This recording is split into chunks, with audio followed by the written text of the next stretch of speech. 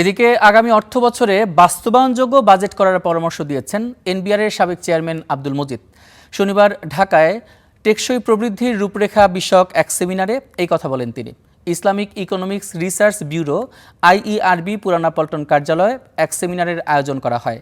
সেমিনারে টেকসই ও অন্তর্ভুক্তিমূলক অর্থনৈতিক কাঠামো গঠন, রাজস্ব ও ব্যয় কাঠামোর মূল্যায়ন এবং সংস্কার কার্যকর করার বাজেট প্রস্তাবনা তৈরির তাগিদ দেন বক্তারা।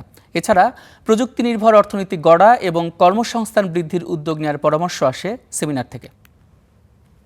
অতীতে বা সুদূর অতীতে সবসময় প্রতি বছর লাফিয়ে লাফিয়ে বাজেট বড় করা হতো।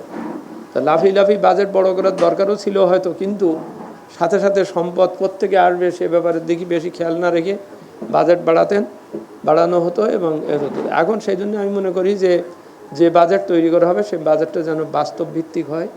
হ্যাঁ, যেটুকু আমি খরচ করতে পারবো, খরচ করার সক্ষমতা আছে, অর্থাৎ আমি ভালো কথাই বলতে চাচ্ছি, cut your coat according to your cloth.